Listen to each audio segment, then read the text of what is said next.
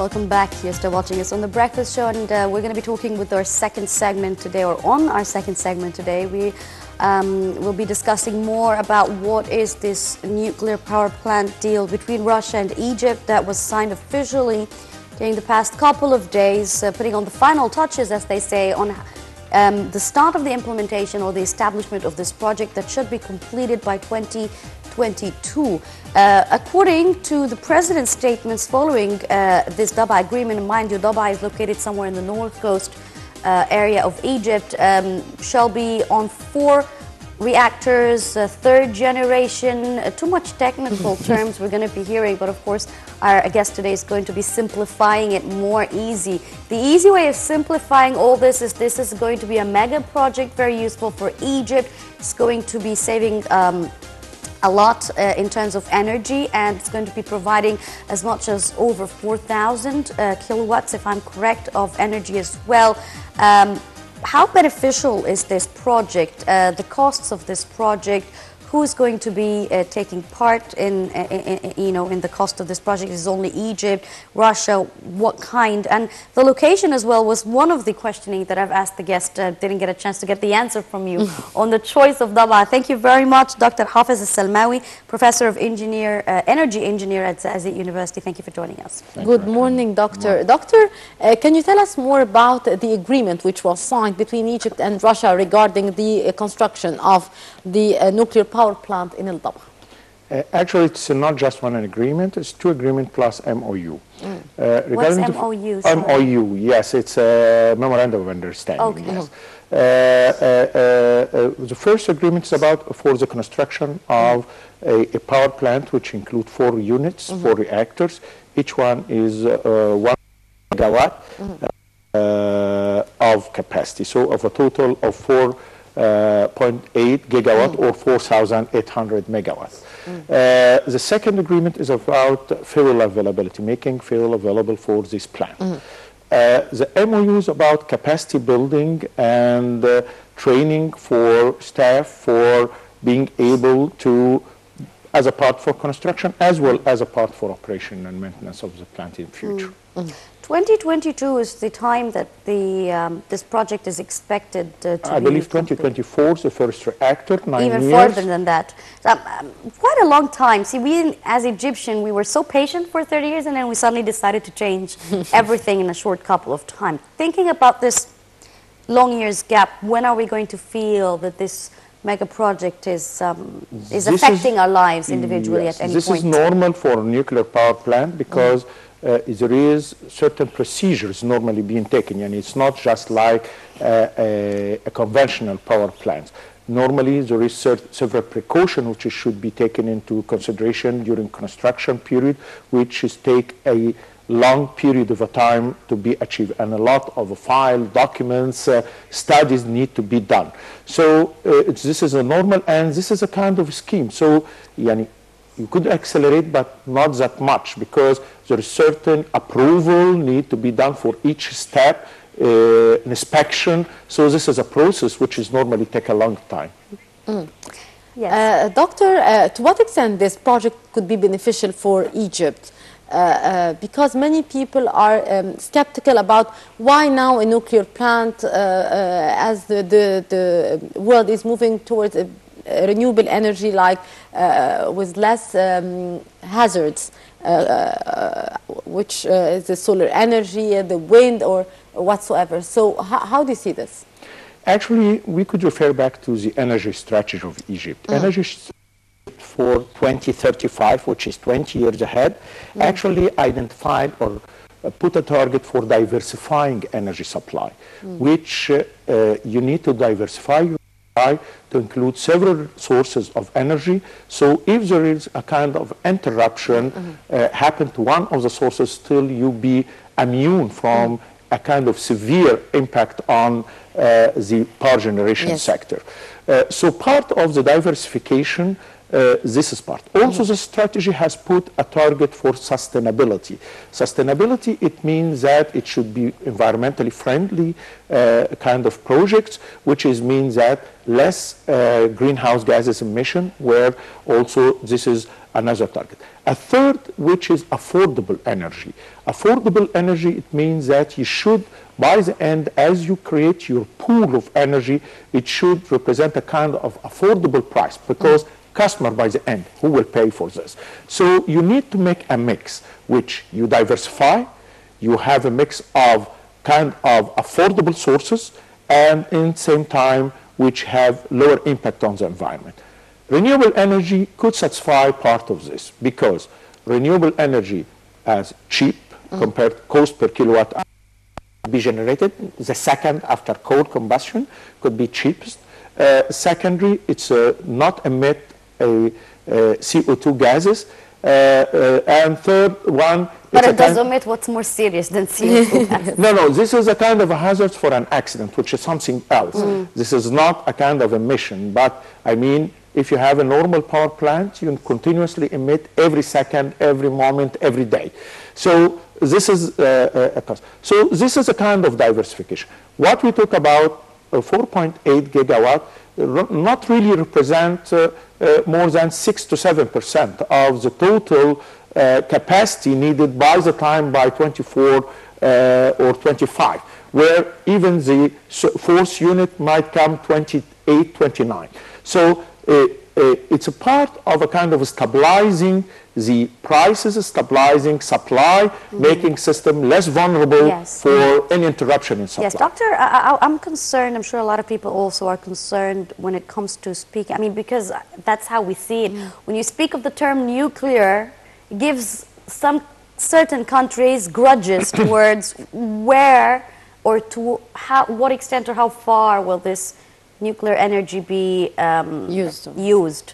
And many people would question in terms of, I don't know, you're an expert, you would tell us, does the IAEA have anything to do in terms of regulations and the law to ensure that it is for safety use, so that in a future time we don't see, you know, the countries that love Egypt interfere and make it a story just like we've seen in previous Arab countries? Proven false, of course, but after it was quite too late to amend so actually, the nuclear program has been passed on several phases. It might start back by 60s, 80s, and then 2007 it has been resumed again.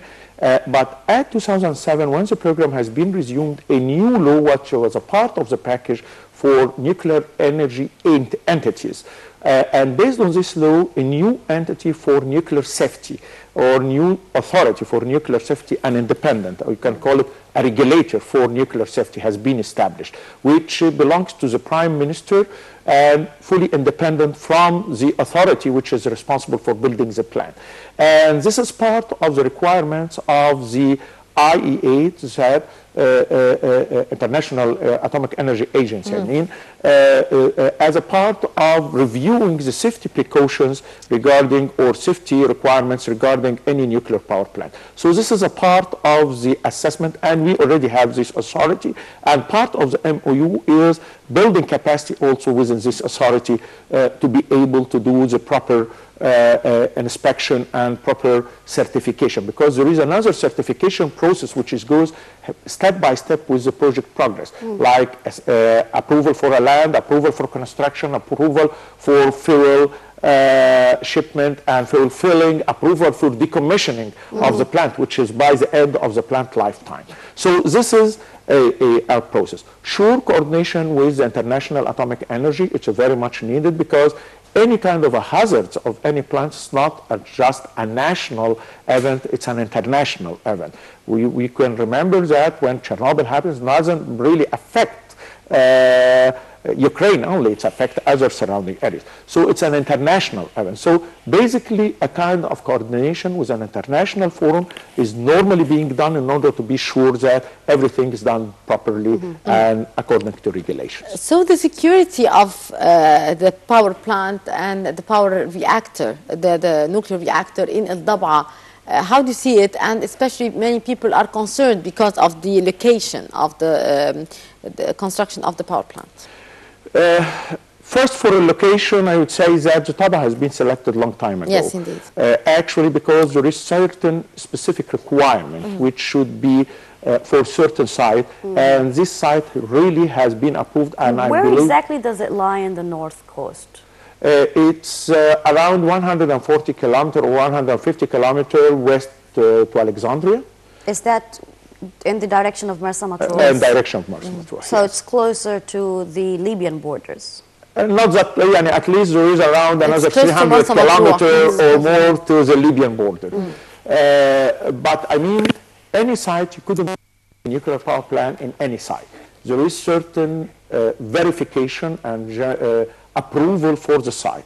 And Dama already has passed all of this, and it has been studied back in the 80s and was approved, and we was close to the 80 to issue the tender, 86, for the first nuclear power plant, but it has been postponed as Chernobyl accident happened. Was also time. Russia, because I was also questioning here, was Russia always on the first, as the first choice of cooperation between Egypt, or has other countries also presented already all their other help? countries has been presented, including United States, France, Korea, Russia, and China, because this is the main countries which supply nuclear power plants. All of them has been, and also a financial evaluations, because this is a kind of a package agreement, because it's include also enabling finance, which is a part of the second agreement, is to enable finance for building the power plants, which is a long-term power plant,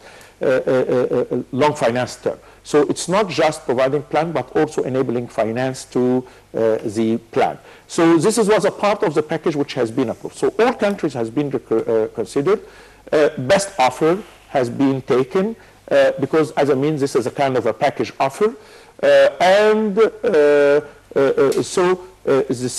site, back again to the site has been selected based on several criteria, and already Taba has been passed. There is another site which is called Negela, which is also west to El Daba, which is also a good site for this.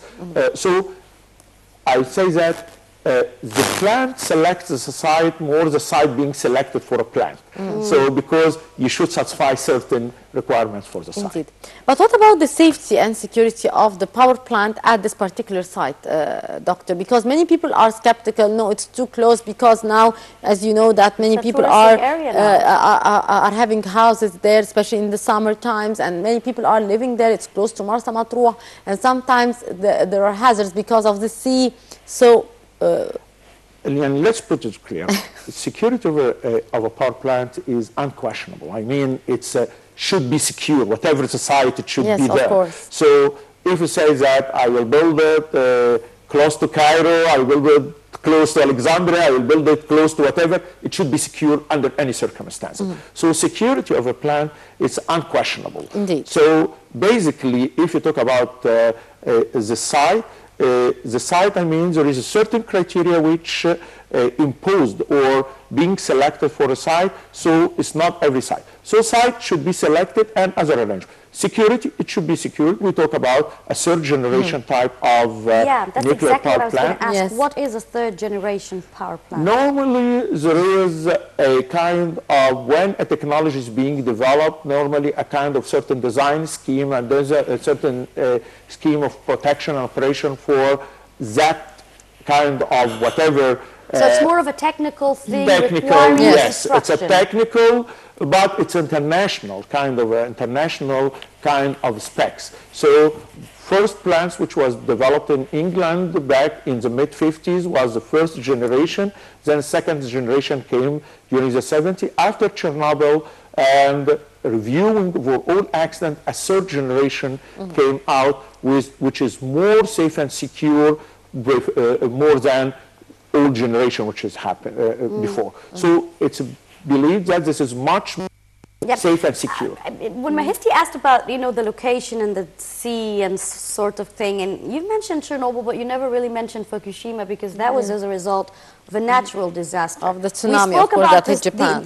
We spoke about securing the site, ABC-wise, but in terms of natural disaster, we saw what happened in Japan, This is actually part of the study. So part seismic study. It's a part of selection of the site to be a site where it's quite secure regarding earthquakes and impacts. Normally all plants, nuclear plants are built close to the seas because it needs a lot, huge quantities of cooling waters. So it's normally almost power plants are close to sea.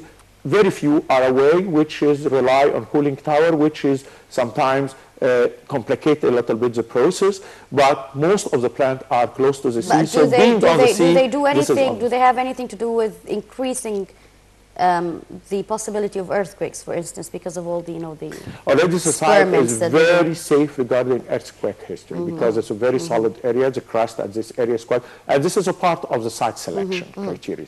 Several sites actually, water, winds, seismic studies which are relevant to earthquake. So several criteria should be considered for the site, which already the Daba passes this kind of criteria. From your point of view, Dr. Salmawy, this project is really important for Egypt and could be of real benefit. Sure. Yani, several things. First, diversification of supply. Second thing, it's a part of our strategy for greenhouse gas reduction. Third thing is a kind of introduction of the technology, which is going to have a substantial impact on the technological community in Egypt regarding introducing a kind of, let's say, I couldn't say a high-tech technology, but at least a kind of technology which is not available, which will create a momentum regarding both Egyptian industry as well as Egyptian scientific community. Also, as I mentioned, it will going to have an impact on prices to consumer, where it will help very much in stabilizing prices, because fuel in nuclear power plant just represent 5% of the total cost of kilowatt hour generated. So the plant is very much less vulnerable to any turbulence in cost of fuel supply. So this will give a kind of stability to prices to consumers. Great. Well, we'll see that being positive, and at least we won't have any electricity problems, nor pay a lot for the bills. Mind you, there are certain areas in Egypt and Cairo where the bills are extremely, beyond. Dr. Hafez Salmawy, Professor of Energy Engineering at the University, thank you very much for your insight. Thank you very much, Doctor. Thank you for having me. And with that, our dear viewers, we come to the end of this edition from The Breakfast Show. You were in the company of Mahisi Rabia and Yasmin Bakir. Thank you very much. Always lovely working with you. Thank you very much, Merci. Thank you. Have a lovely day. Do stay tuned. French transmission is going to be taking over in a couple of moments.